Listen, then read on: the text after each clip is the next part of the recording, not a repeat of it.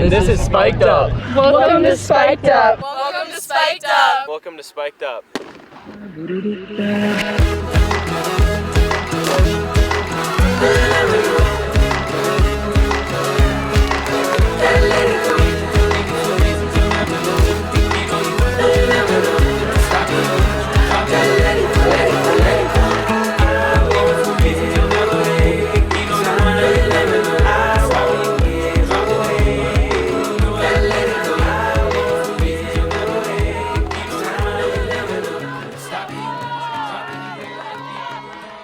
Hey there, Colorado running fans. Welcome to this week's edition of Spiked Up. As always, I'm Bobby Reyes, and I'm going to be your host. Now, I feel like the 2025 Colorado cross-country season is officially here. Yes, believe it's true. Races launch off the starting line this week, so to me, this feels like week one of the season. Before we get rolling into this week's edition of Spiked Up, though, I just want to give a huge shout out to our sponsors, the Niwot Market.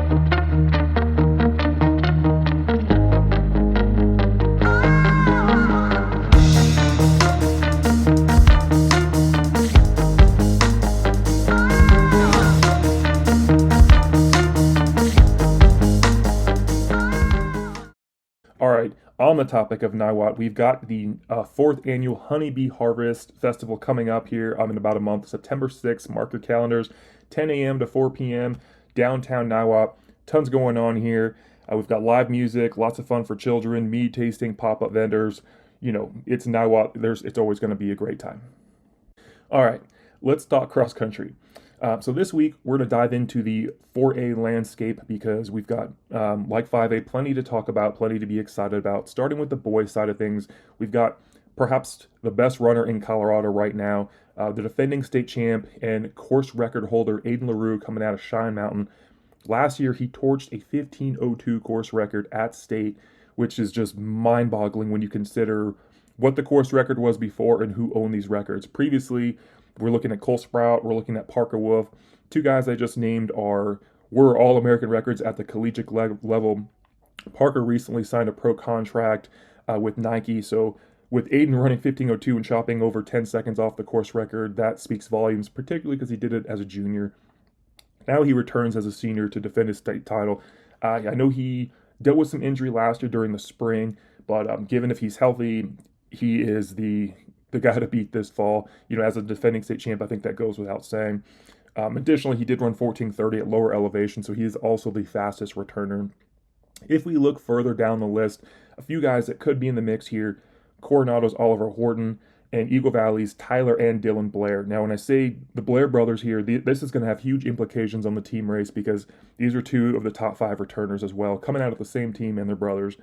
So if we look at the team race, this is where things get a little dicey but very exciting because Graduation did a number on quite a few squads from last year.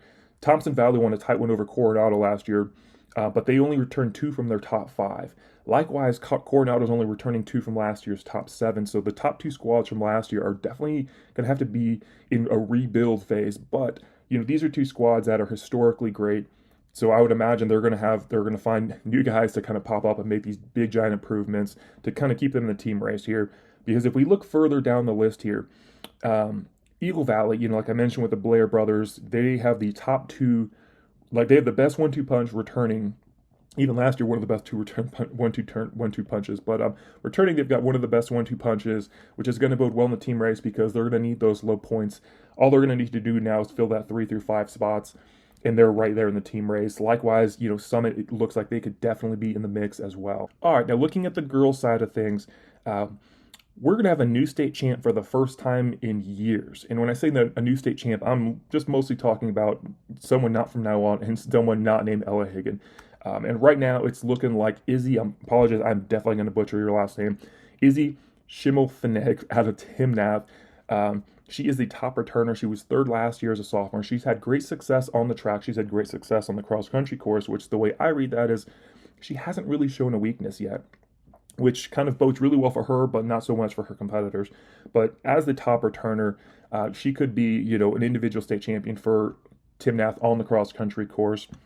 But I would imagine she might have a little bit of competition here because not too far behind her in terms of like the top 10 returners. Coming out of Discovery Canyon, Griffin Stoughton, She was 4th as a freshman, and she PR'd at state. Now, the way I read that, when someone PRs at state, anyone who's run that Penrose course knows that course is not easy. That's a very tough course.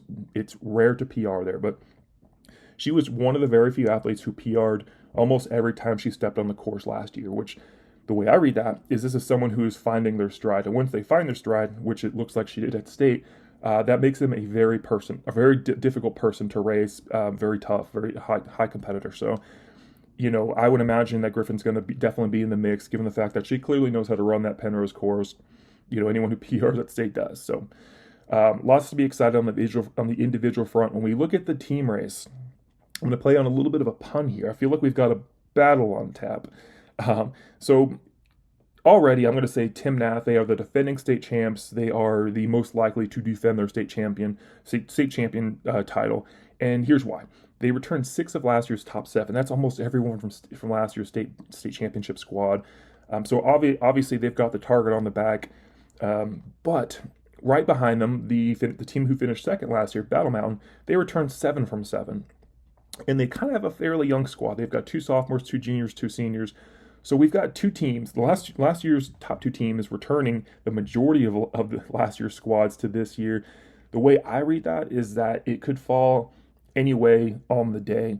But I will have to give Tim Nath the nod, given the fact that they are the defending state champs and they're returning 6 of 7. But I would not count out Battle Mountain, because if you're returning an entire squad from last year's runner-up team, they obviously know what's expected.